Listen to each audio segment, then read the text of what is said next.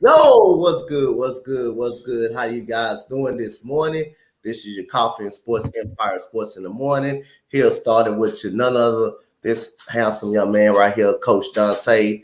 And I got to the right of me, my co-host, who is always here early in the morning, Mo Better. And I got to the bottom down here, who always teaches Freddie a lesson. That's why I don't think I'm good, Gene. Gene down, be avoiding Gene on purpose. But other than that, we got the MILF, we got Fred, we got Gene, we got my boy Gene from Wire to Wire Sports. How you doing, my brother? I feel great. Woke up, just got my coffee. Sports Empire Network. Oh, love it. Yeah. Yes, yeah. Freddie, I teach you lessons very often. Very often. I went on Freddie Fiction with him. Oh my goodness, man. I had to throw that in. I had to throw that in on him, man. I had to get some stuff started, man. Y'all, it's all to be happy, man. We got free agency coming up, man. We do got free agency coming up. A lot of moves gonna be made. We had a deal yesterday came in play. It was talked about earlier yesterday, man. The Rockets were interesting. Glad the Rockets got off that move right there, quick, fast, in a hurry. Glad they didn't need no part of this guy. But other than that, we got the $60 million signing. Nikola Vucevic. It was argued that he was gonna leave Chicago. He was gonna leave Chicago. Houston is interested in a lot of guys, and I'm glad Bulls finally paid him what he needs. He needs to stay there. He is a 19-10 guy. He's an 18-10 guy. He's pretty good. Doesn't play defense at all. Offensively, he's pretty good. He shoots the ball very well. I'm gonna start with you, Gene. How you feel about the move for the Bulls re-signing Nikola Vucevic back? I gotta preface this by saying I think that the elite NBA players get paid what they are deserved. Like, I understand LeBron James, Steph Curry, a lot of these elite NBA talents are getting a lot of money for a reason. I will say this, though. The NBA has become the most overpaid league. If Nikola Vucevic is commanding $60 million over 3 years, I don't know what to tell you. You're talking about a center that's a big body that can rebound, that can put back layups, but plays zero defense whatsoever, does not control the lane at all. No, he's not worth $60 million. The Chicago Bulls didn't make the playoffs with Zach LaVine, DeMar DeRozan, and a $60 million center. Sorry, they're not good. And I don't think Vucevic is worth $60 million. To me, I would much rather have Al Horford, and that sounds terrible. Al plays defense, right? Yeah, he does. Yep. I think it's laughable how I'm amazed that like a guy like Nikola Vucevic gets $65 million, $21.5 million a year, and he's getting paid almost the same as like a Ronald Acuna Jr. And I know it's like, just compare these two. Yeah. Yeah. Go ahead, Mo. I just think the Bulls they were bidding against themselves. They had to bring back some kind of product, but what is their plan? DeRozan is 33, still a talented player, but he's 33. Zach LaVine is inconsistent in and out the lineup. And we all know, look, Vucevic is one of the most skilled centers in the league, but you don't get consistent production from him night in and night out, and he does not compete defensively. I don't know what Chicago's plan is. Like Gene said, DeRozan, LaVine, and Vucevic. I'm not saying that's a big three, but that alone, that core, that should get you into the playoffs. If anything, that should get you into the playoffs. Never mind. Let's not, we don't have to fantasize about them competing for the title, but at a minimum, and if you're going to pay Nick Vucevic $60 million, as if this coming season they're expecting bigger and better things from him, it's not going to happen. He will get his usual 18-10. The Bulls will be a mediocre team, probably competing for a play-in spot. There is no plan there. We already know the history with Lonzo Ball, may or may not come back. We know he's gone for sure this season. I just don't see the vision. To me, a lot of teams talk about a restart. I think the Bulls need a restart more than anybody in the league. Like, this team is going nowhere. I like DeRozan. I like LaVine. But a lot like Dame Lillard, neither one of those guys can be the best player on a title contending team. Well, I just think they're in their wills. It is laughable to me when you do have DeMar DeRozan and Zach LaVine. It's two all-stars, but you only can make it in to a playing tournament at best in the Eastern Conference at the bottom of the East, when the bottom of the East is nowhere near as good. I just find that laughable. Then you make this move. I don't know what this move is about. I don't know if they trying to stay relevant, trying to stay competitive, but you wasn't even competitive at the bottom. You wasn't even competitive even in the Eastern Conference. You was rarely even competitive. They wasn't nowhere near close to the Milwaukee Bucks. They wasn't even close to the 76ers. They were nowhere near close to the Boston Celtics. Every great team they played, they got smacked by more than 20 points, or at best 20 points or more. Coach, let me ask you a question real quick. Go ahead. If they beat Miami and they're the ones in the playoffs, don't you think everything completely changes?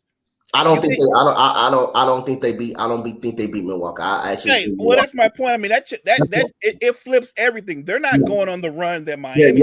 I think it completely flips the East. Go ahead, Gene. No, I agree with him. That's not I don't really have anything to add to that. I think that Control's got a good point. It says Cole is a good player. He's worth the money in comparison, but definitely not with the Bulls. The Bulls run their team off of insanity, keep running the same guys out, and they're expecting to win that way. It's not working. They should have moved on. I just don't think players of that caliber are worth $60 million. Now, I get it. That's what the salary cap is. That's what the market, and the NBA negotiated the best agreement ever. It's a players' league, and it's 100%. It's owned by them. They're dominating the revenue share. But when I see contracts like this, I have to shake my head. Yeah, definitely got you. So we go to the net. Yeah, it's time to blow the Bulls up. You ain't lying about that, Fred. It's time to blow the goddamn Bulls up. So you got Eric Gordon is now a free agent. He's not guaranteed that $21 million that the Clippers are giving to him. He's not guaranteed that. So he's now a free agent. Start with you, Mo. What's a good fit for Eric Gordon out there in the free agency block? He's a good veteran player. I mean, I think he can fit on most rotations. At this point in his career, you're looking at a guy that's going to play maybe 25 minutes a night. He can stretch the court. Solid defender. I think Eric Gordon is one of those kind of guys that can literally fit on any roster.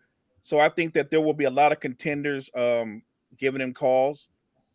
And look, he won't come at a high price. He's probably going to get the veteran minimum, maybe an exception at most. So I think he's going to get a lot of interest from contending teams. All right. Gene?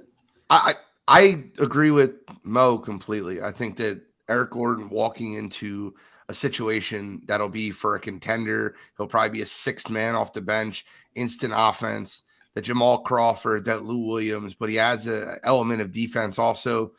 He's going to walk into a contender and be a Bruce Bowen-like piece.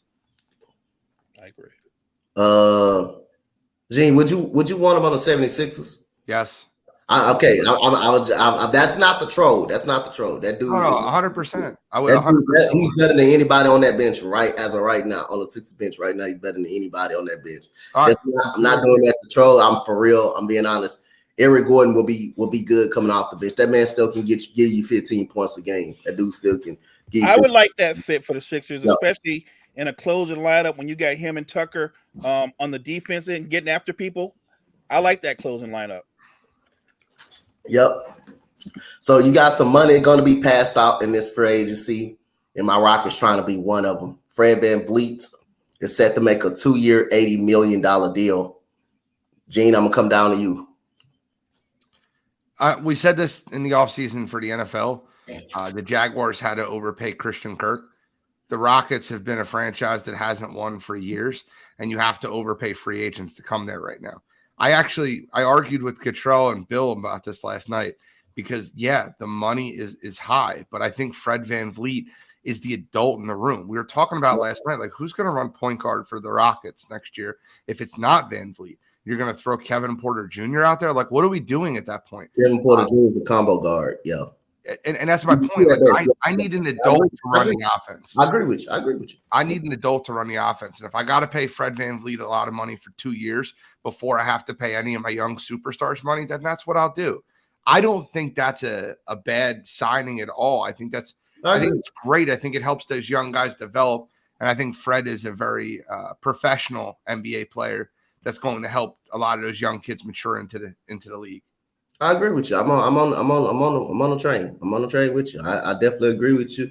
Dude is no slouch, man. The dude averaged for the last 3 seasons 20 points per game, and he give you 7 assists. So he's not just a guard that can come in there and score. He's also a guard that won a championship, and he's right now will be the veteran leader or part of this team. And not only him is going to come, I believe someone else is going to come right behind him. We'll just see. It's just a matter of see. We're going to see who it is, but. Definitely agree. Mo, go ahead. I think he's a great fit for the Rockets. I think he'll be a good extension for Udoka. He's a shot maker. I think he's underrated as a defender. He'll be a leader in the locker room and on the court. For the money, I don't even think you worry about the money. I'm just talking about what you're going to get on the court and the impact he's going to have on those young players. Like when I look at the Rockets roster, it's as young as any college team. So I agree with Gene. You need somebody in there that the guys can follow. You need a leader, not just your coach, but a leader on the court and in the locker room. So I love it. And look, VanVleet's not like an old man. He's a leader, but he's still just hitting his prime. So I think it's a great signing if it actually happens. Yep. So I forgot to tell Gene. You said no Lakers talk. We are talking about the Lakers, but it's about a certain player. It's not about the team as a whole. I read the. I read it. Yeah, it's not about it is, but it is a Laker a part of the discussion. So we got I didn't read it. We got Bridges. We got Miles Bridges coming back. The Hornets offered him a qualifying extension. Gene, I'm gonna start with you for the Hornets. Do you think Miles Bridges should move on or take the qualifying extension that the Hornets giving him? This is gonna sound really disrespectful. I do not care. Yeah, okay. I don't. With Miles Bridges, to me, he can move on to a team or he can stay on Charlotte. I don't think he's good enough to be like a good piece on a championship caliber team. I think with Charlotte, at least he can continue to develop and become a better player. You have a young core around there. Yeah, why not stay with Charlotte? Get the money that you can get. But I don't care. I don't think he's relevant enough for me to care. I think the argument before the draft was the Mikal or Miles Bridges. Who is the best Bridges that was coming out? I think Mikal has answered that question for you guys. Go ahead, Mo. I just don't know if he impacts winning. He's put up numbers on a team that's been really bad, but I don't know how good he actually is. I'm with Gene in the sense that if they lose him, they'll be a bad team. If they keep him, they'll be a bad team. I don't think he impacts winning. I think if he's on a really good team with high expectations, he better be your third or fourth best player, because if you got him up there higher than that, you're not going to be a very good team. I look at him as he's a saner version of Michael Beasley. You know what I mean? Like Sure. You know there's talent there, but not the kind of talent you can build around. I definitely agree with Cochero. Watch Ahmad Thompson, man. That dude's gonna be solid in the upcoming years for the Rockets. That dude gonna be nice. Dude gonna be a nice player. So this is when we get to the Laker talk. This is when we get to the Laker talk right here. So we got if Kobe Bryant returned to the NBA tomorrow, would he be the best player in the league if he returned to the NBA tomorrow? Mo, I'm gonna start this off with you, Mo. No, but he'd be great. He'd be terrific. He'd look, his skill set, his competitive nature. It's not like Kobe didn't play in this era. He played more on the back end of it. But I think Kobe would be terrific. The best player? I don't think he'd be the best player. Are we assuming that if he was in this era, he's on the Lakers and he's playing with, I don't know, Gasol and Odom and all those guys, or it's just him in this era on any team? Because I think that does matter. I would just say that I don't think he'd be the best player. I think he'd be one of the best players. There's no doubt about it. But the best player, I don't think so. Go ahead, G. Oh, you a Lakers fan? Yeah, I'm a Laker fan. You didn't know that? I'm gonna tell you something right now. I love Kobe. Kobe Bean Bryant would be the best player in the NBA right now, and it wouldn't be close. Giannis, Jokic, any of them. Kobe Bean Bryant would walk into the NBA today with that. Y'all, I don't know if y'all can see it behind me, with that Mamba mentality and be the best player in the NBA. Prime Kobe in this NBA? Are y'all for real? There's no way he'd be the best. He would be multiple-time MVP in this league. Prime Kobe, best player by far in this league. I think he'd be really good. Who would be better than him in this league right now? Well, who would he be better than? Everyone. I gave you the whole spectrum. So just in general, on any team, Kobe would be the best player in the league. If you threw him in on Charlotte, he'd be the best player in the league. Yes, he'd be the best player in the league. I don't care where you put him. I think he would put up numbers, and Charlotte would still lose. Kobe's a great player, but like I said, he did play in this era, part of it, so it's not like he didn't taste it. And he was the best player. He said, I don't think that. I don't think he was the best player. He wasn't. So here's the thing. There are Kobe fans and there are Laker fans. I'm an actual Laker fan. I love Kobe. Appreciate everything he's done for the franchise. Nobody's going to debate that he's a top 10 player. I agree with all those things. I don't think he'd be the best player in today's NBA. And I'm asking, who would you say would be better than him? I wouldn't have him ahead of Giannis. He's more skilled, but I wouldn't have him ahead of Giannis. I wouldn't put him ahead of Giannis. I wouldn't. Matter of fact, I wouldn't have him ahead of Giannis. I wouldn't have him ahead of Joker. I mean, after that, you can flip a coin, but I wouldn't put him ahead of either one of them. Kobe affects the game on multiple fronts. A lot of people forget how good of a defender Kobe Bryant was. He'd man up players. The competitor he was. Yeah, I never listen. The Lou Williams story to me is one of my favorite stories ever. They were in a game. They got blown out. He went into the locker room. He goes, "There's not another time that we walk down that court and I don't touch the ball. You're going to learn what it's like to play with Kobe Bean Bryant." Kobe Bryant would be the best player in the league, and I don't think it would be very close. I think Giannis still has a lot of developing to his game. I think Jokic is a center. That's the amazing thing. Giannis, you're right. Giannis has more holes in his game than most superstars I know. And still, with all those holes, I wouldn't take Kobe over Giannis. Okay. And I would take Kobe. And I respect 100 times out of 100. Y'all have made Freddie pop in on pop in right here. Fred, what you want, man? Mo, you're disappointing me, my brother. Letting me down. Kobe, you got Gene on here defending a Laker. Hold the fort down, brother. Hold it down. Hold the mantle down. I'm not saying Kobe's not great. No, but to say that Giannis would be better than Kobe, that's crazy. I think you're confusing two things. I'm not talking about skill. I'm just literally talking about the impact. Look, Giannis is not the most skilled player in today's basketball. You could put 5, maybe 8 guys ahead of him. And yet still, with that said, he's one of the 2-3 most dominant players in basketball. So I understand the Kobe thing. I'm just not taking him. We're not here to agree on every topic. So I love Kobe. Ask you a question? I love Kobe, Mo, but I don't love him blindly. Mo, can I ask you a question? who in the NBA can match Kobe's Mamba mentality? Like, who has that Jesus same Christ, not the mindset? Mamba mentality again. Fred, you're hurting my argument. I want to argue on behalf of Mo. You're killing me with the Mamba mentality. I mean, I think it's great that the second half of his career, Kobe invented a thing for himself, gave himself a nickname. That's great. But you're killing me with the Mamba mentality. How am I killing you with that? I mean, that's a real deal, bro.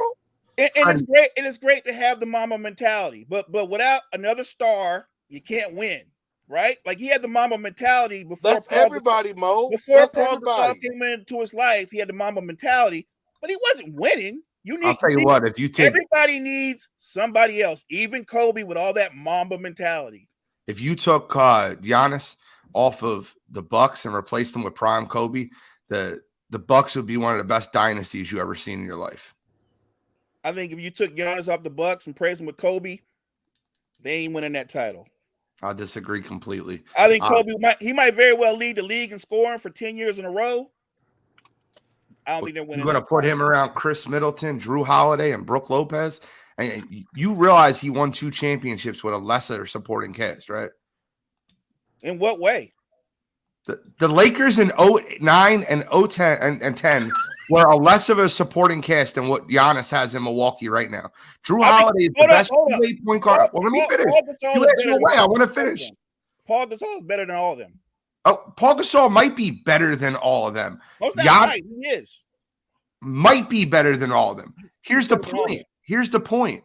Drew Holiday is one of the best two-way point guards in basketball. Chris Middleton's a sniper scorer that Kobe hasn't played with in his entire career. Not one of them. And you have Brook Lopez, who essentially just won Defensive Player of the Year at center. You're telling me that wouldn't be a better team? That Kobe Bryant would take that team to the finals back to back to back? It wouldn't be close. It sounds like that, and yet, how could you know? Hold on. Because it sounds good, but I don't see that. Hold on, Mo. Think about this. Let's go down the list. I love Drew, love Brook. They just got washed by Jimmy Butler. So in any given season, it can play out. Kobe wouldn't let that happen. So he might not want to let it happen. Hey, Mo, hold on. Let's put some clarity on this real quick. Shout out to my dude, Daniel. You guys know the last name. You know who he's related to. Daniel. We're talking about prime Kobe in this era. Would he be the best player in the game? My brother Mo is a wonderful dude. I love Mo. But right now, I've never seen Mo so far off. Like, this is the first time I've ever seen him so far off. He's talking about that he wouldn't even be better than Giannis. Freddie, don't let me embarrass you, bro. Telling you who I wouldn't take, fam. Freddie, don't let me embarrass you. I don't want to argue. I don't want to argue against you. You're supposed to be on my side here. But if you scroll up in the comments, I just want to read you what Freddie said as soon as this conversation started. And I think that I don't think he realized that this conversation would go here. You asked if Kobe Bryant would be the best player in this generation. He says, and I quote, would be one of them. Yes, he would adjust. He would have to adjust to the three-point line. So it sounds to me like you was agreeing with Mo until I got on here. Good job, Freddie. No. Freddie, welcome to the team. No, I'm not agreeing with Mo. I'm saying that he would have to adjust, which I believe he would adjust to the three-point line, because in his era, the three-point line wasn't as efficient as it is as the game is today. That's true. But I believe Kobe have what it takes to adjust, because we've seen this dude's work ethic. Not denying that either. But what I'm saying is that, you know, he would definitely be top 2. I mean, that's without doubt. Top 2? He'd be number 1. There's no. You're talking about Jokic and Giannis are going to be better than Kobe. Freddie, you're getting there. You're getting there. But no, I don't. Giannis is like right now top 3. He's not even top 2 right now. I don't want to hear your top 3. You're going to ruin our argument. Freddie, what's your top 3, Freddie? Freddie, give us the top 3. Go ahead, Freddie. Don't ruin our argument. Nikola Jokic has taken the number 1 best player in the game title. I mean, that's hands down. Okay, hands down. You say Giannis 3. Who's 2? I mean, hey, in Hold order on, to nothing beat the crazy. king, in order to take the Oh. king's throne, you gotta beat the king.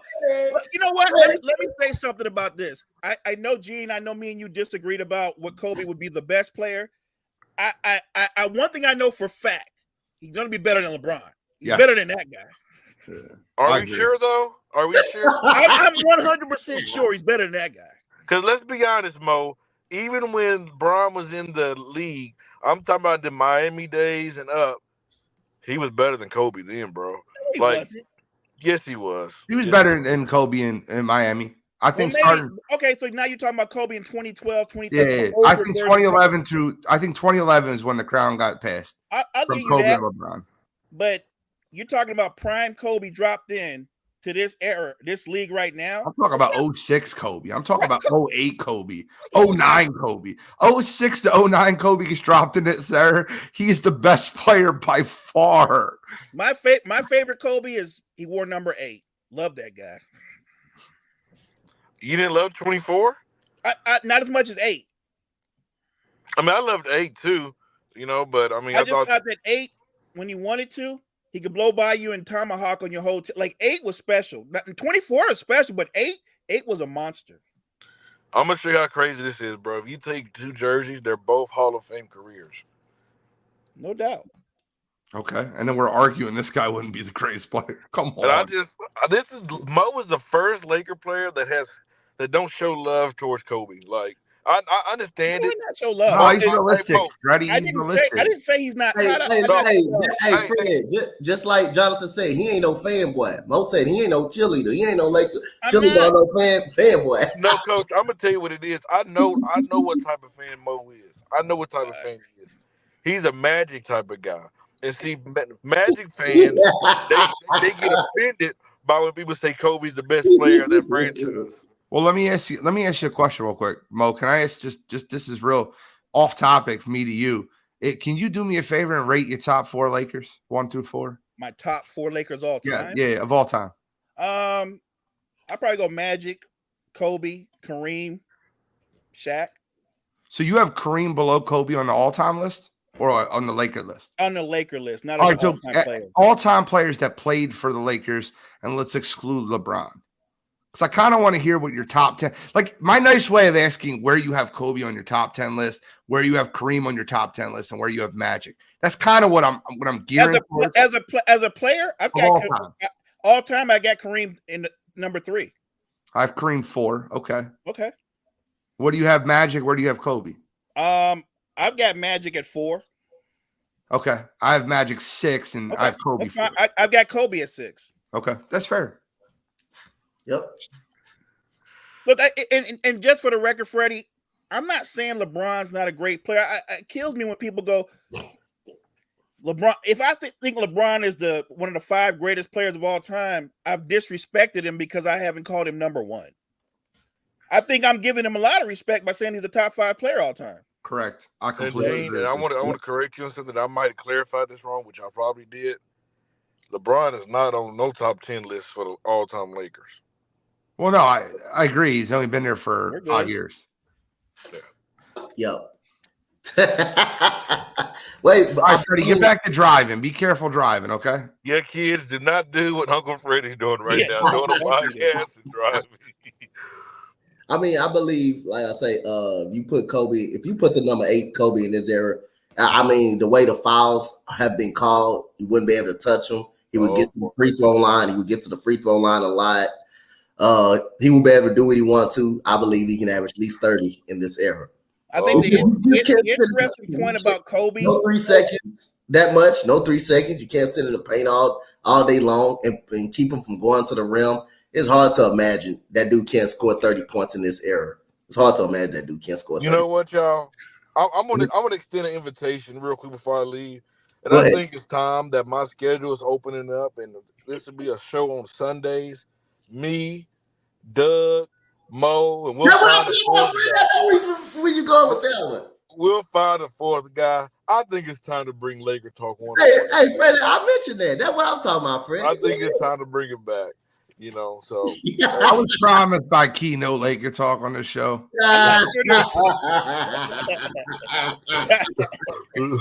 all right, y'all. All right, man. Oh my goodness. That was the funnest conversation we've had in a while. I ain't gonna lie, that was y'all done made Freddie pop up in here, man. Yo, put Doug's comment up there real All right, quick. put Doug comment. I got you. There we go. Magic might be the greatest Laker of all time. I Maybe. have it Kobe. Maybe. I have Magic second, but let's not act like it's unbelievable to have Kobe ahead of Magic as all-time Laker list. Oh, I think you can go like this to me. Correct. I think I have no problem with that. Listen, I'm gonna say something that's gonna make a lot of Lakers fans blood boil. But at peak for peak, Larry Bird was better than Magic. 100%. Peak for peak. Top of their game. Now, the reason Magic sometimes falls ahead of Larry on all-time lists is because Magic had a longer peak.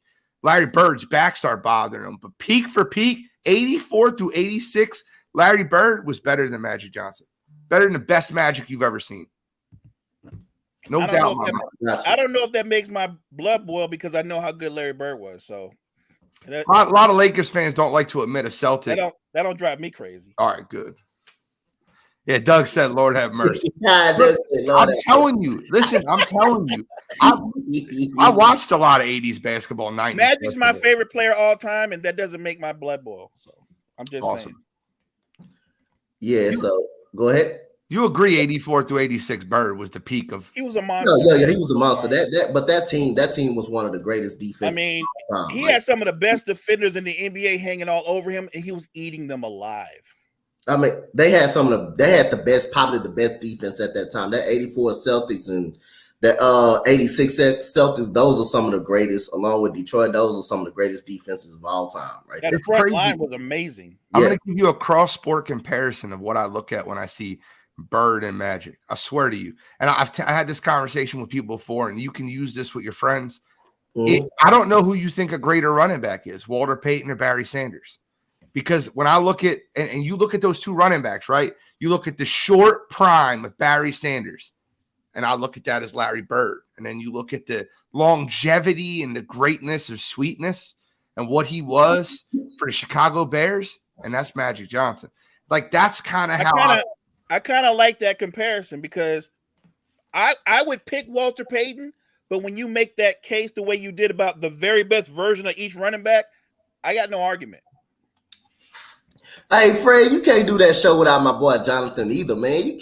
You gotta hit up Jonathan. You can't do that show without my boy. Lakers fanboys only. Then I'm not welcome.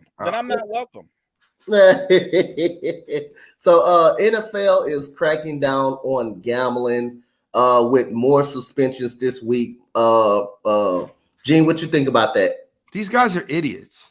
They're stupid. I don't know how else to put it. Like Calvin Ridley was the scapegoat for everybody to see that you can't do this, right? And got a 1-year suspension. All these dudes are betting football. They're betting college football and pro football. Are you out of your mind? You're good. Crack down on it. And by the way, you shouldn't be surprised that 21, 22, and 23-year-old kids are gambling on football when NFL's biggest sponsors are gambling programs. FanDuel and DraftKings and all these daily fantasy lineups. But these guys are professional. Like, guys, I think it's a casino rule, right? If I work for the casino, I can't gamble at the casino. It's very simple. If you play in the NFL, you can't gamble in the NFL. You want to go play slots, you want to go play blackjack or roulette, that's fine. But as long as your contract, and it's smart that the NFL is breaking down on this and being so strong on it because you cannot upset the integrity of the game. You guys have already heard it. You guys all heard it, right? This game is fixed. The refs have this team, this, and that. You cannot allow this game is fixed. Folks to gamble and get away with it. The punishment has to be strong. All right, so now after Freddie, we have Big Time, a.k.a. Doug. Good morning, Doug. Good morning, Big Time. Popping in on us, man. How you doing today, Mr. Doug? Mr. Big Time, how you doing today? this morning? If you would have asked me that maybe about 10 minutes ago, I would have said good morning and and all that kind of stuff. But I heard something that I heard a few things that it forced me to come on, not for long, but just to show up just a little bit. First of all, in fairness, good morning, everybody. This is one of the rare times I can get on here. Big Mo and Coach and Gene, y'all doing a great job. Until about 10 minutes ago. Here we go. And I don't know if you're on your next topic, but once I heard something, I just said, okay. Let me first say this real quick. When you're talking old, real Laker fans, and then when you're talking real old Celtic fans, the first thing need to be understood is there's going to be automatic bias. Automatic. You just cannot do it because rule number one, Lakers don't give Celtics no credit. That's number one. Number two, Celtics don't give the Lakers no credit whatsoever. However, I will give Gene credit. 84 through 86. Most of us were not born. Most of the viewers are not born. Fortunately for us, we were there. My age group, we were there. 84 through 86. Larry Bird was the absolute truth. It's just no question about that. I agree with Gene 100% on that part. You cannot deny that. I mean, the man won how many MVPs? I think in a row. 3 in a row. I mean, come on now. That's you can't knock him at all. So I don't want this to sound like I'm just knocking him by no means. But Magic, number one, was not that type of player. But his impact on the game, to me, outweighed the greatness of Larry Bird. Now, I will say this, Gene. Magic shouldn't have had some help. I mean, everybody that was on that starting five just about is in the Hall of Fame or close to it. Yep. Larry Bird, same way. But the impact of the game, if Magic could, I know we're talking scoring, but we all know Magic and Bird were two different players. But just me, Magic Johnson, I think the word was what made me come on here and say he was better than Magic Johnson 84 through 86. I can't say that. I'm sorry. And I get it. He was great. He was MVP. They won one 84 and they won in 86. So that's 2 out of 3 years. I think Magic won in 85. So it's 2-1 there. That 3-year set, if you just go on 84 through 86, I'll be fair. Gene, I'm with you. Okay? If you just go on 84 through 86, I'm with you. I'll give you that. He was talking about his peak, right? If just 84 through 86, okay, considering the talent level that was in the NBA, and this man won 3 MVPs in a row, we really can't say nothing right there. But overall, got to be Magic. It just ain't no question about it. It's got to be Magic. That's all I'm saying. That I ain't gonna knock Bird at all. He's great. He was one. All I said was peak for peak. I think at the top of Larry Bird's game, he was better than the top of Magic Johnson's game. I'm not saying that over a career. Like in my personal opinion, I think Magic's longevity from doing it, I think he was better before Bird, and I think he was better after Bird. But I think like if we were doing it like a heart rate to a flat line, I think Larry Bird's peak at his highest form was better than Magic at his highest form. The only pushback that I would have for that, and I'm not going against your take, and Mo, I believe you and Coach, I'm talking to savants here. So, I already know who I'm talking to. I think it's kind of hard to judge that. And the only reason why I'm saying that because their games were so different that it's kind of unfair because Magic could score. He just didn't have to. But when it was time to, he did. So I'm just saying, it was just Bird had to score. Bird had to score. It was just two different games. So it's kind of like, I don't mean to do it, but it's almost kind of like LeBron. Mhm. LeBron can score when he want to. I mean, he can put up 38. I mean, easily. But that's not his game. It's just a matter of whenever you need it, whatever you need it. These type of guys, LeBron, the Magics, Kawhi had to score. Paul George, kind of uninjured Paul George. These type of guys can do it all. Can score, can rebound, can assist, and all that. But when they have to just concentrate on one part of the game, they can do it. Magic was like that, but I'm not, like I said, I don't want to sound like I'm hating. Larry Bird, 84 through 86. You can't argue that this dude was the truth. But overall, it's got to be Magic. No question. I mean, I think there was a huge argument 87 through 89, 84 through 86. I don't think there is an argument. There is not argument. 87 through 89, I think that they were very comparable. Magic's best year was 87 after, in my opinion, after the Celtics had won that second championship in 86. Magic came back with a vengeance. I mean, he averaged the most points in his career, and he still kept his assist numbers over 11.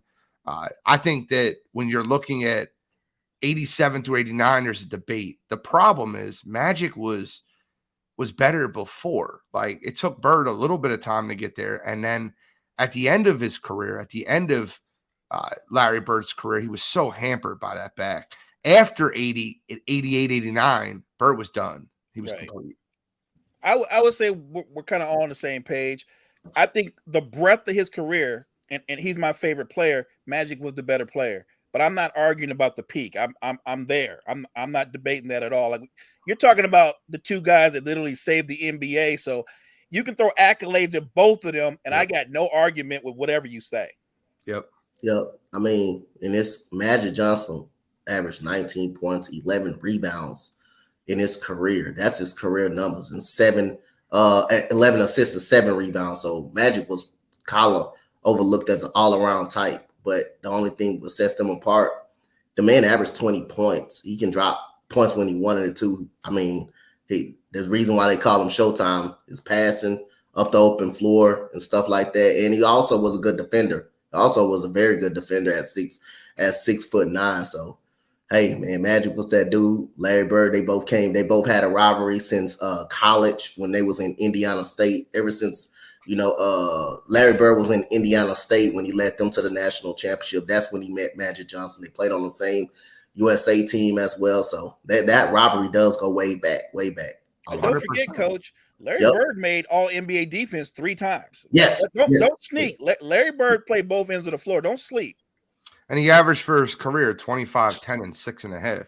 Yep. Like, that's unbelievable. So I get both of them are absolute studs. I think the big time, I'm gonna rile you up for a minute. Maybe you can, maybe you can't. I can. Kobe was better than Magic. Kobe was better than Magic. His win shares were better. Basketball talent, yes. Okay, well, damn. I was expecting a fight. I was not. Basketball talent, yes, but Kobe, even in his greatness, God rest his soul, did not have the impact that Magic Johnson had on the Laker franchise. And that's fair. That's an all statement. God damn, I hate agreeing with you. I wanted to argue. Next time I'm with you 100%. First of all, can I pause, ladies and gentlemen, whoever's on here, listen, you got some great guys on here. Y'all just watching and smiling and giggling and all that kind of stuff. Put these likes up. I need y'all to go ahead and press the likes to all this. If you like Coach, listen. If you just like Coach, press the like button. If you like Gene, if you like Mo, I know you like me. I'm electrified. Press the like button. I need to see the lights going right now. Go back. I don't think nobody, and I see y'all doing that. We appreciate that. Go ahead and push them likes if you like what we're talking about. Let me go back to this. Listen. No one will ever have the impact that Magic Johnson had on the Los Angeles Lakers. Nobody. And the closest guy that can come close to that is the guy you name, and that's Kobe. And I believe that it is still such a gap there between those two that I don't think that and for that, Gene, That's why I said Magic Johnson is the greatest Laker of all time. I guess I threw in the criteria of impact. If I just went basketball skill, then there's a gigantic gap between Kobe and Magic. I mean, Magic could not do none of the stuff that Kobe could do. There's no question about that. But as far as when you mix it all, you're talking about the Lakers, and I'm talking about the greatest players of all time. And I get it, you're a Lakers fan. So I think I have Kobe fourth all time or fifth all time on my greatest players of all time. I go Michael, LeBron, Wilt, Kareem, Kobe. That's my top five.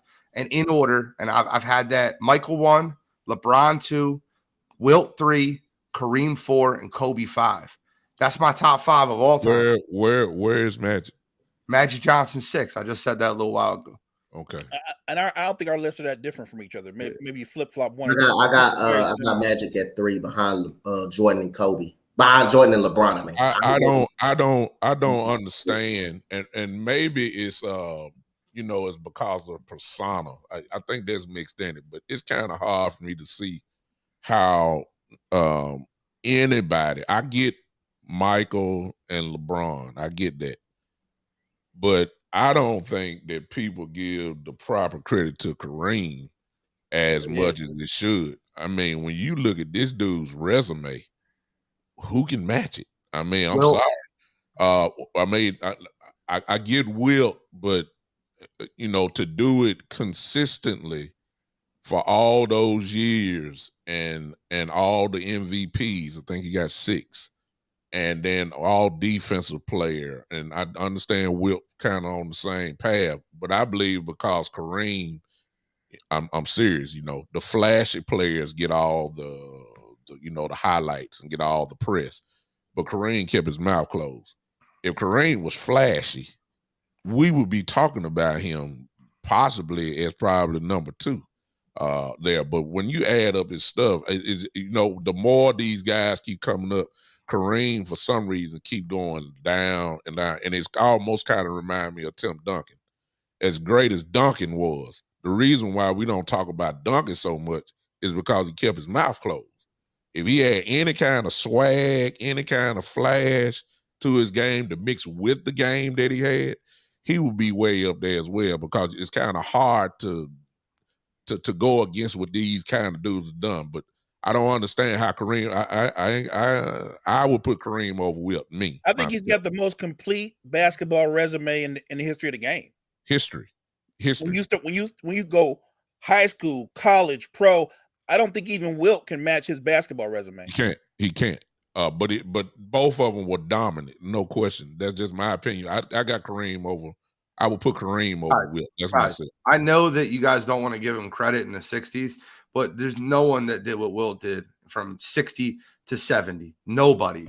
37.6, 38.4, 50.4, 44.8, 36.9, 34.7, 38.9, 30, 33.5, all while averaging 20 rebounds per game. He averaged through his career 30.1 with 23 rebounds. And the only excuse I ever hear of why, well, he was doing it against plumbers and they were 6'5". Exactly. Okay, that's fine, but you can't debate what he did, right? No. It's not his fault when he was born. What he did is never going to be touched in basketball history. No argument. Well, it's you hit the nail on the head, because you can't deny it. But you have to acknowledge. It's acknowledged. That's why he's 3. I'm saying the era of what he played. I mean, he was playing against guys that worked at Walmart. Come on now. I mean, he did play against guys that work at your Jiffy Lube that change your oil. And it's just when people put Bill Russell over him. I think it's hilarious. Well, Bill Russell is not even on the level, to be honest. Correct. Playing with everybody in your starting lineup is a Hall of Famer. You don't have to do nothing. Yep. But the most stacked squad ever. Yeah, I mean, I understand what he did, but it wasn't nobody there but Bill. That's it. Nobody but Bill. So once you got past Bill Russell, you playing against guys that work at Kroger. So I'm just saying, it's true. I'll tell you what, though, he averaged 50 points a game versus Russell. Well, Russell, now we're talking. Okay, I can't knock that. We're talking about considerably one of the greatest defenders of all time. He got his got his brains beat out. So I get that, but when you talk about everything else, I mean, come on, he wasn't playing nobody. But he was great though. He was great. He was great. Got you, Doug. Got you. It was a great. I actually think this is a fun conversation, guys. I'm enjoying it. Yeah, I was enjoying it. So, Doug, I want. I know you don't got much time, but I want to get your thoughts on the gambling issue. About the NFL cracking down on players who was gambling. I want to get your before you leave. I want to get your thoughts on it. My only thought is this: is that unfortunately, when you're the first, you're going to be made an example out of. That's my thought.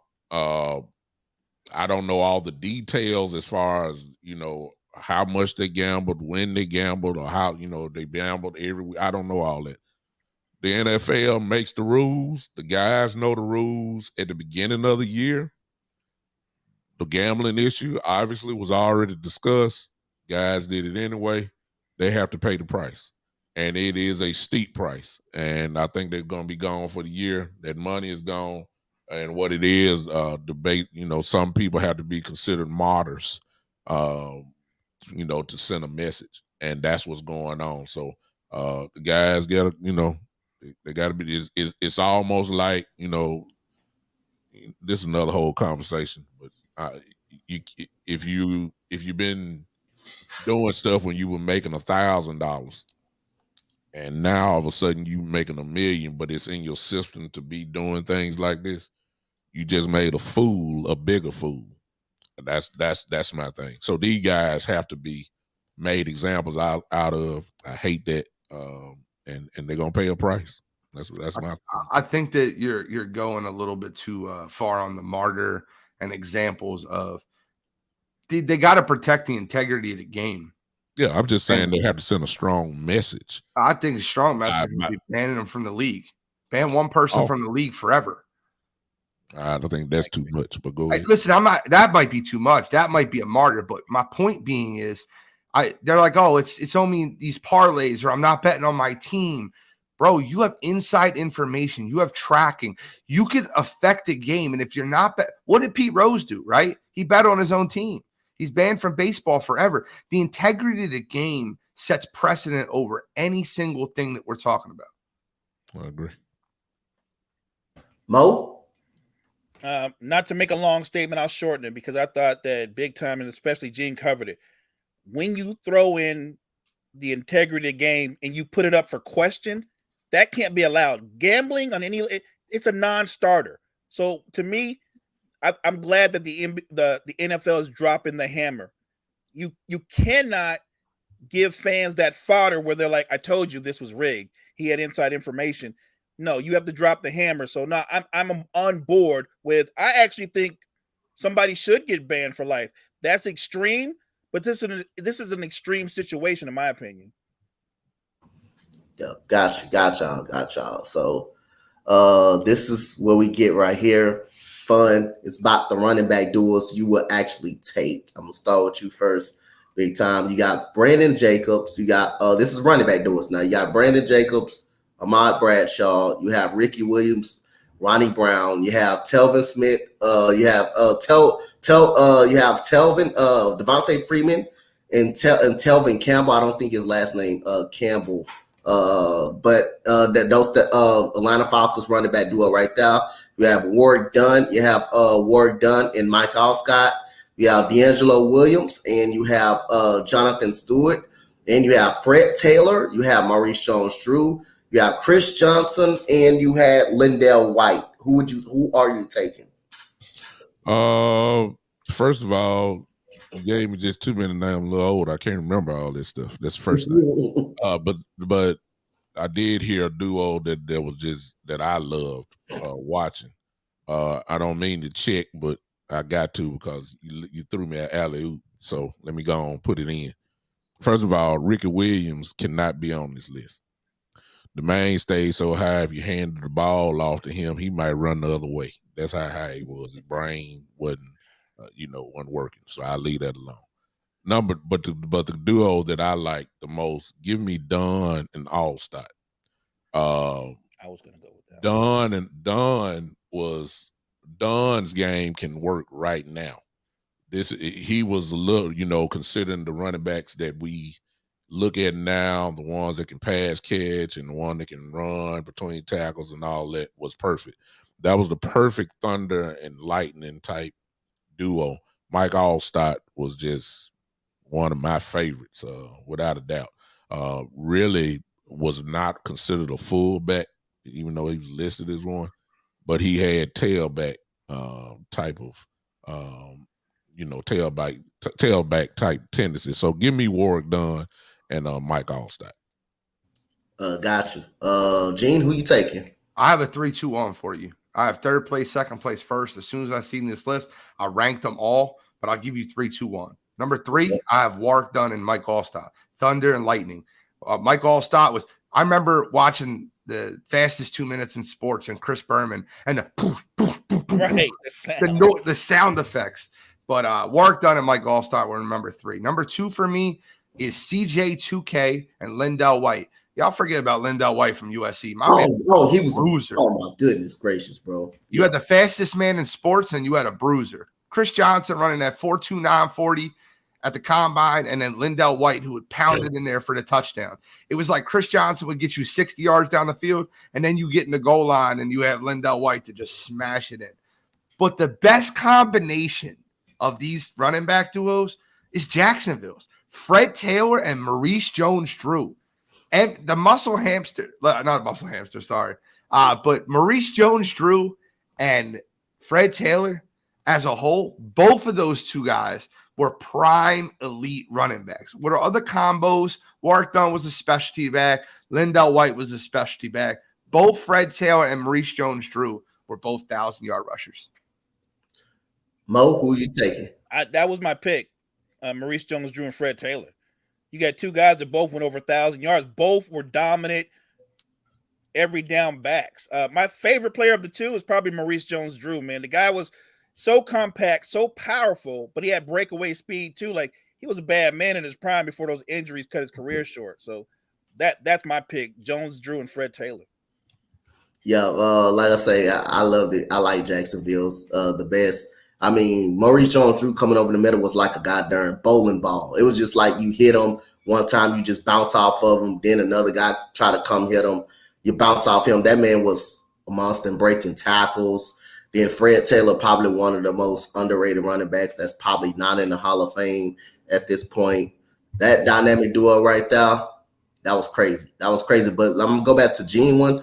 Lindell White, if you haven't seen him at USC, the guy was him and Reggie Bush.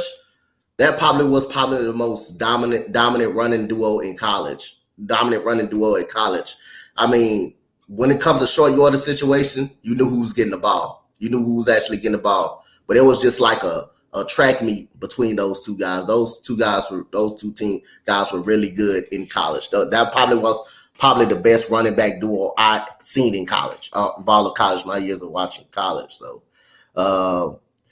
we got a boxing topic coming up right here. We got which one is impressive? 50-0 Floyd Mayweather. You got Julio Cesar Chavez, 107-6 with 2 draws. Big time. Who you taking? Which one was more impressive? Floyd. Once you break down Chavez's record, you'll see that a lot of his fights, especially, were against, guys that, worked at Taco Bell and worked at. I mean, I'm just saying. It was though. It's just the truth. I mean, but a win is a win. So he did win. He's a great world champion, no doubt about it. Not Hall of Fame fighter. Beat some guys. A couple of those wins, if you watch the fight, the fight that he had with Pernell Whitaker, he lost that, but he won. He got worked. Yeah. He got robbed. Pernell got robbed that fight. So that was the big fight of his, at his real big fight that I remember him really starting out. Floyd, on the other hand, I mean, come on. I know everybody don't like him, but you couldn't just beat him. I mean, he too smart, too quick.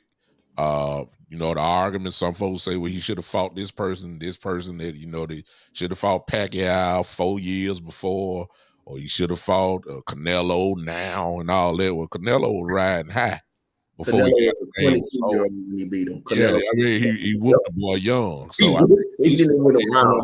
It was target practice. That's Yeah. all. I mean, but the man's resume says he done beat so many world champions. So you can't deny him. He's undefeated, and don't look at what he's doing now with the exhibition. Look at what he did before he became, Money Floyd. Look at him when he was Pretty Boy Floyd. Pretty Boy Floyd. He was knocking people around with ease. He couldn't be touched. It was shocking. We were at the point when he got hit. We were shocked, like, wow. When if you watch the Shane Moses fight, we say, "Whoa, Floyd got hit." But I mean, that had rarely happened. He beat people with his brain and his skill set. So I got Floyd. I'm sorry. Go ahead, Gene. I got Floyd also. I pulled this up just when Big Time was talking. I went through Julio Cesar Chavez's box rec just to make sure I wasn't missing anything. But I just want to go through this real quick for you guys.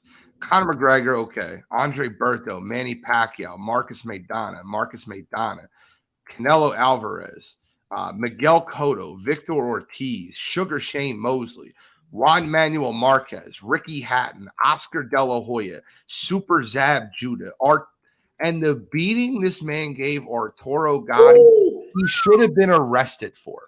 That was one of the worst beatings. If you want to watch a beating in the boxing ring, something that should be borderline illegal, go back and watch Mayweather Gotti, because I'm telling you right now, I remember this fight like it was yesterday. Bro, they were even money. It was an even money fight. They were both minus 110.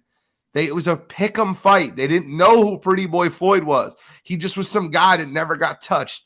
And he got in the ring with Arturo Gotti, who had all those wards with Mickey Ward, and beat the snot out of him. I mean, absolutely.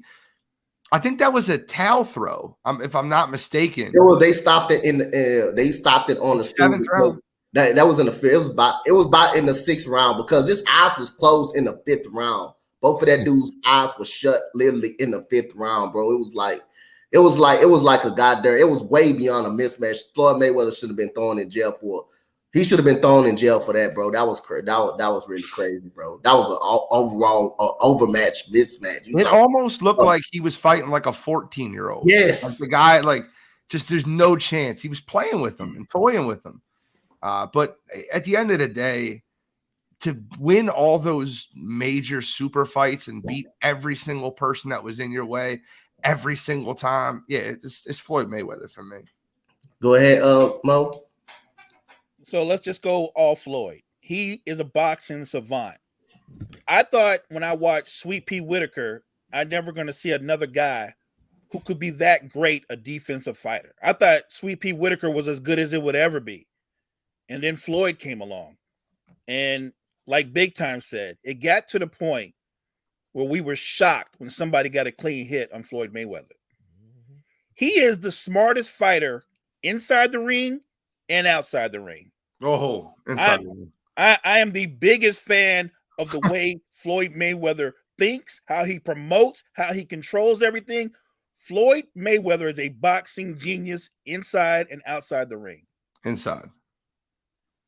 I can't give you outside the ring. The guy can't read a cat in a hat. No, I'm not talking about that. I'm talking about how he controlled things with fights. When fights were set up, how he promoted, how he got the ring the size he wanted, the gloves the size he wanted. Floyd controls everything. When you're the attraction, you control what's going to happen. I agree with that, Mo. Yeah, but like I said, it's a clean sweep. Floyd Money Mayweather. I mean, you go back, you talking about with Doug, you can go on and on. You talking about fighters that just really was that he was calling out fighters. Like You go back when he fought Diego Corrales, who was a knockout artist at that time. And he knocked him down 6 times when they stopped the fight. And Diego Corrales didn't even want the fight started. I mean, Diego Corrales was just going through dudes left and right. But he moved up. He fought DeMarcus Corley, who was not a slouch at fighting. He dominated him. Miguel Cotto was bigger than him, and everybody Floyd fought was basically bigger than Floyd was actually. He fought Miguel Cotto. He beat Miguel Cotto. It was questions on that fight. Yes, he went. It was a controversial fight with Victor Ortiz, but Victor Ortiz was getting this behind toe up even before that controversial knockdown. Marquez didn't even win a round. Canelo didn't even win a round when Floyd Mayweather was goddamn going into his 40s. He beat Canelo when he was 22 years old, when he was a young guy. Zab Judah won the first 2 to 3 rounds, and Floyd Mayweather just put a whooping on him for there. And he's also in the middle of the fight. He's also one of the best guys in adjusting to you quick and knowing how. And he doesn't get tired. This dude is in shape. He wears guys down. He walks people down. Go back to Luis Castillo. You can argue he lost the first fight. What'd he do? He come back. He made sure it wasn't no question in the second fight that he won. That was probably his toughest fight. You might fight outside of probably. I think De La Hoya was his toughest fight, if I'm being honest with you. You can argue that, but I think Luis Castillo was outside of before that was his toughest fight, because you can argue Floyd actually lost the fight in the middle rounds. But he did. That was then the second toughest, like you said, De La Hoya. That was a tough fight for him. McDonald was a tough scrap for him because only he threw a lot of punches, and what he do the next one, he just made sure it was no question after that. So other than that, Manny Pacquiao, I think Floyd Mayweather would have still beat him. I think he would have still beat him. Even if they fought earlier, I think he would still beat him. And then you go back to Ricky Hatton. Ricky Hatton was undefeated. Ricky Hatton was undefeated when Floyd Mayweather beat him.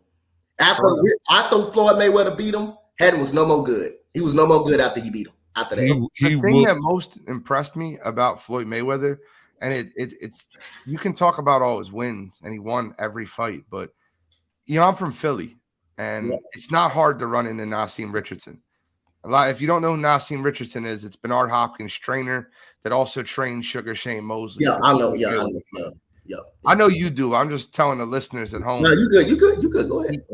You can run into him all over Philly. Man walks around Philadelphia Mills like that.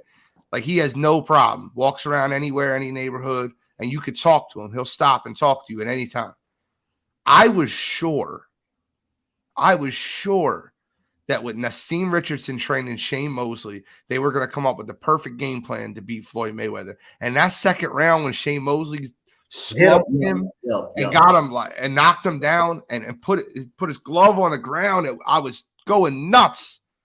And to watch this man make an adjustment in the ring and make Shane Mosley look like a child for the next 9 rounds.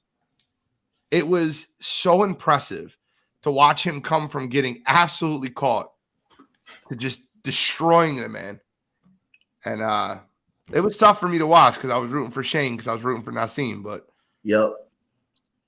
I mean, it was kind of tough. After that second round, when he caught that shot, he was wobbled a little bit. Shane tried to jump on him, finish him off. Then after that, coming off the stool after that, Floyd Mayweather didn't actually look back no more. But that Ricky Hatton fight when they were both undefeated, and he knocked him down and knocked him out in the 10th round. Ricky Hatton was absolutely no more good after that. Next, he won a fight against Paulie Malignaggi after that, but then when he fought Manny Pacquiao, his career was pretty much done after he got chin knocked down and put to sleep in the middle of the ring by Manny Pacquiao. But yeah, man, we have one more legit topic, and it's an old school one.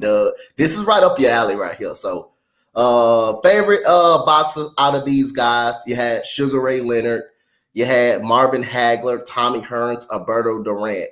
Now you had Sugar Ray Leonard beating Marvin Hagler. I think he beat all of these guys, and Alberto Durant beat Sugar Ray Leonard the first time, but the second time it was a no-mas fight. Go ahead, Doug. Give me your favorites out of these. Leonard. That's my all-time favorite fighter in the first place. Ray was Ray was special. Not saying Hagler was not, and Tommy and Roberto Duran. These guys, all of them were special. But Ray just had that extra charisma. Obviously, the fighting speak for itself. But he was a market draw. He was at the time, obviously, probably the second greatest fighter, recognizable fighter behind Ali. Doing that to even Ali, even in the 80s, even though he was done, he still had that pull. Ray just took it to the next level. So I got to go with Ray. All right. Gene? I think that this is funny. No Mas is a quitter, so I can't pick him. Roberto Duran's a quitter. I think Tommy Hearns and Hagler, Marvelous Marvin Hagler, were tougher than Sugar Ray Leonard. But I think Sugar Ray Leonard is by far my favorite of these four because he just found ways to do it, right? I'm going to bring you back to a date real quick, and I'm sure Big Tom understands this date. This was June 20th, 1980. Sugar Ray Leonard lost his first fight to Roberto Duran in a unanimous decision. I want to read you the scorecard: 148 to 147, 145 to 144, and 146 to 144. That's a 15-round fights. It is an absolute war. These fighters, they fight Sugar Ray Leonard, and the next time they fight, Sugar Ray Leonard beats them, knocks them out, and they're never the same as they ever were. The guy lost the fight. Yeah. Came back, knocked him out the next fight. You know, you can go into the same thing with Tommy, Hitman Hearns. I actually think, you know, if we're really being honest with ourselves, I think Hagler beat him. I think Tommy Hearns beat him in the split decision. But then he knocks him out. Roberto Duran knocks him out. These guys are all bigger, stronger, better knockout artists than Ray Leonard. Ray Leonard was the better boxer. Mo? Out of the group, my favorite is Marvin Hagler. I got to see him become a champion, trial by fire. If anybody is a big fan of boxing and you go, but this is old school, Big Time could appreciate this probably. He learned to be great when he fought Vito Antuofermo. They had two wars back to back. And I'm talking about these dudes was head to head, nose to nose, and it was just a war. There was no separation, and they just brawled. The most physical fights I've ever seen. And I think that took Hagler to another level. After that, after those wars with Antuofermo, nobody was ready for him. You think about the big names that they set up to try to beat him. Remember John the Beast Magami, the guy with the big shot, the big power. Hagler wrecked him. I mean, he just wrecked people. If you went toe-to-toe with him, you were going to get wrecked. So I give Sugar Ray all the credit. He was smart enough not to go toe-to-toe. He danced, he outboxed him, and he beat him. But if you fought Marvin Hagler, you were going to lose. Yep. I got Sugar Ray Leonard. I like Sugar Ray Leonard. Sugar Ray Leonard, also he had problems with his eyes, and he came out and was able to keep Marvin Hagler at bay. That's why I always like. I know Marvin Hagler was a knockout puncher, but that's why I like more boxers. Boxers seem to give knockout punchers more problems because the way he's being able to move, hit, and get up out of there. And the old thing with Floyd Mayweather do. Every time he's on the verge, Manny Pacquiao will try to come on a storm. You know what he'll do? He'll tie him up to frustrate him.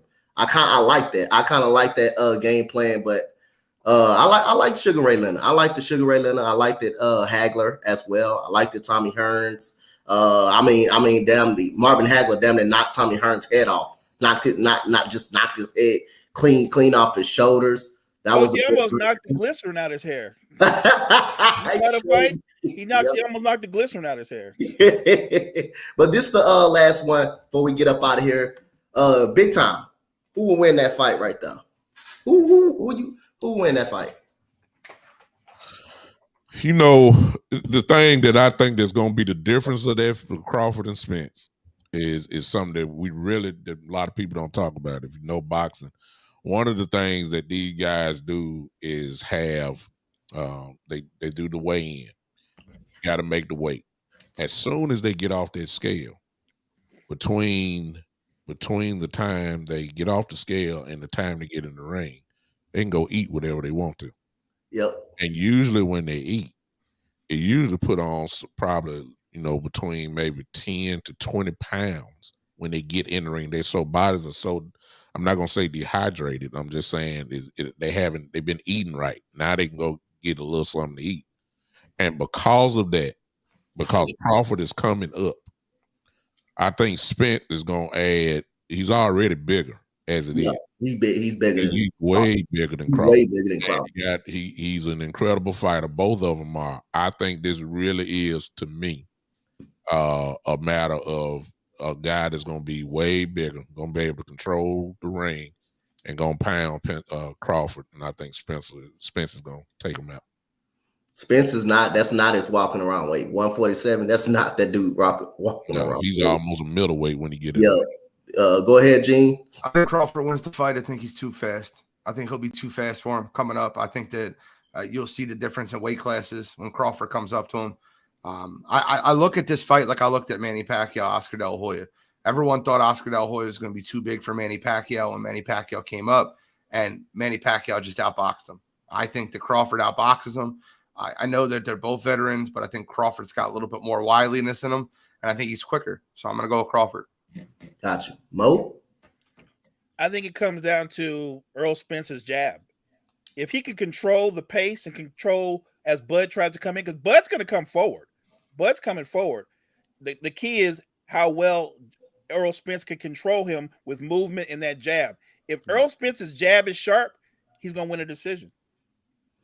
Can I make a comment? Or you get, no, go ahead, Gene. Go ahead, get it off. Joe, no, after you're done, Joe Tranquina, I really want to comment on that list.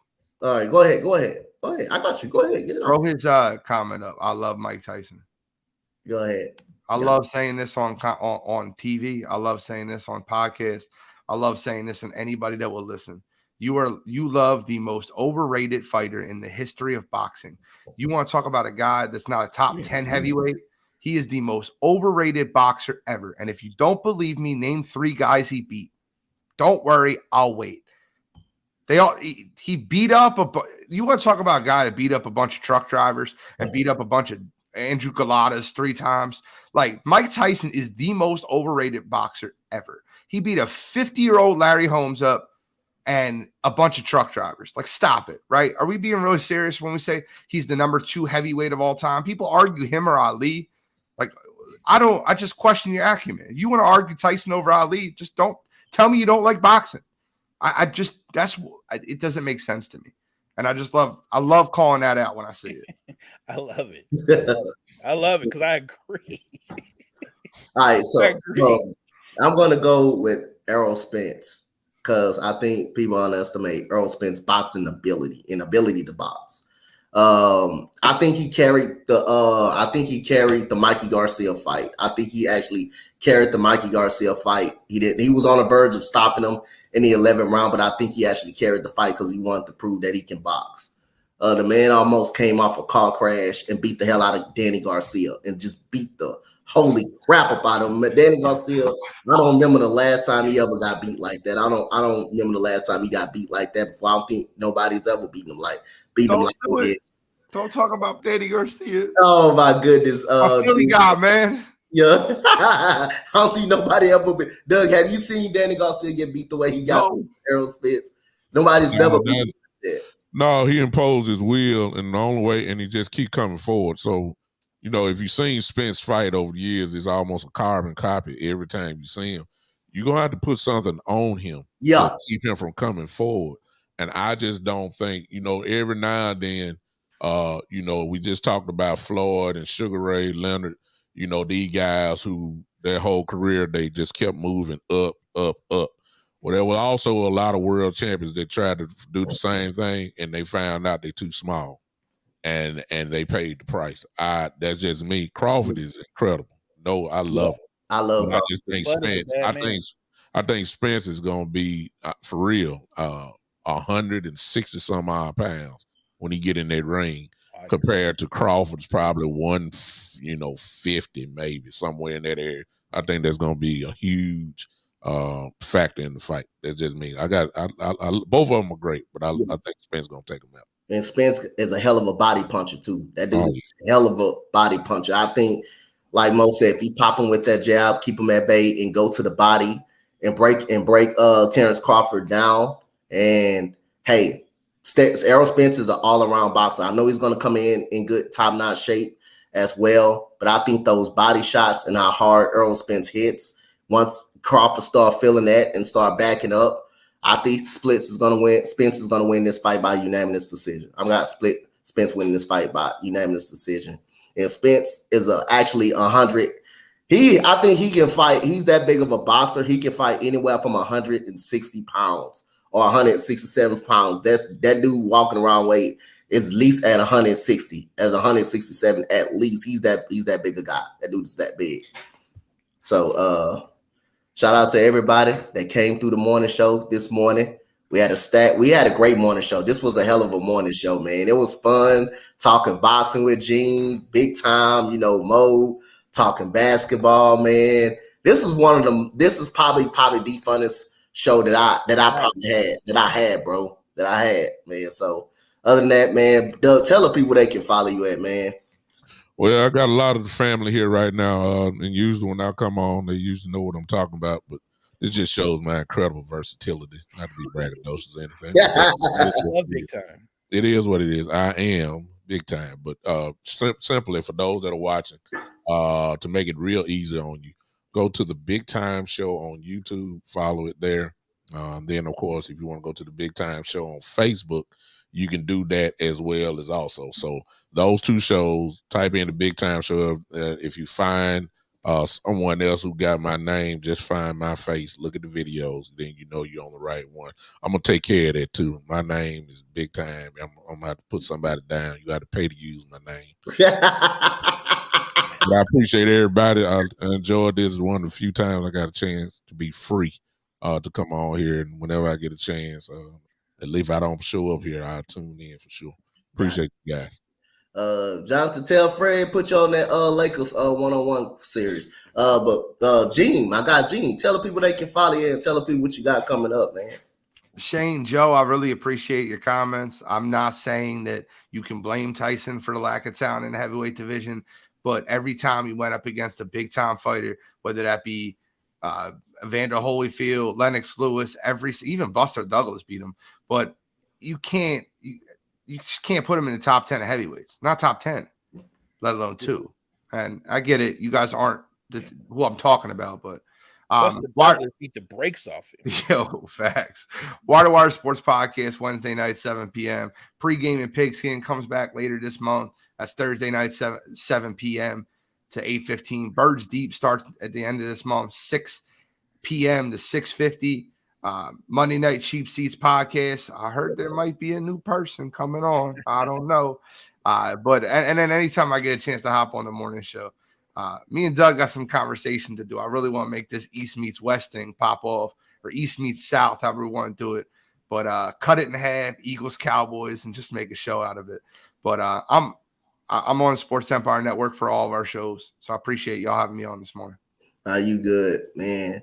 Other than Holyfield, he said it was domination. Now Buster Douglas dominated him too. He was getting dominated. He wasn't. And then I think another thing that hurt Tyson, he switched trainers. He got into that Don King shit and he started switching trainers, and I think that would kind of killed him a little bit. But should have stayed with Rooney. Yep, should have stayed with Kevin Rooney. Kevin Rooney didn't really actually play with him, but other than that, yeah, he was thoroughly dominated every fight. When he couldn't get a knockout, he would get dominated. He would actually get beat on. He would actually get whooped. But go ahead, Mo. You can find me here on Sports Empire Network, and I'm blessed to join Gene and the fellas on the Cheap Seats Podcast. So I'm geeked, psyched to be with those guys. It's going to be a blast. Gotcha. Y'all already know, man. No introduction for me. Y'all find me tomorrow doing free agency frenzy at 5 o'clock, going over all the moves and stuff during free agency. chilling on here, explaining the moves and all that. But other than that, man, I ain't hard to find. Y'all find me on all over the place, all over YouTube, especially right here in my home, the Empire Sports Network. So other than that, as for your boy, Coach Dante. Go ahead. We got folks on here. If you like this morning show, do us one more favor. It ain't gonna cost you nothing. Hit that like button real quick. Everybody, go 1, 2, 3, go. Hit it now, man. If you liked what you heard, hit that like button real quick. I need y'all. We need to support each other. There you go. Those that are watching, I appreciate it. I'm seeing likes pop up everywhere, at least what I'm watching. So I need everybody that's watching this to just hit the like button. You see what time we come on. Join whether whoever's here is going to be informative. It's going to be great. Just go ahead and just, if you don't look, join the Sports Empire page. How about that? That way you can see all of these people you see here and many more at one time. Just hit the Sports Empire Network page. Join it. I'm on there. Mo is on there. Gene is on there. Coach is on there. But when we come together, it's like the Avengers coming together. Yeah. So I'm just saying, it's electrifying. So make sure that you like the page, number one. You're going to fall in love with these guys. These guys are very knowledgeable. They know what they're talking about. That's why I'm here with these guys. I'm done. Sports Empire Network. Look out. Here we come. And there we go. Y'all got seen it. Y'all got it from the man, the myth, Doug, the realest Cowboy fan. Now we know. Man, we give him a round of applause, and we will see y'all in another one. Have a good rest of your day, y'all.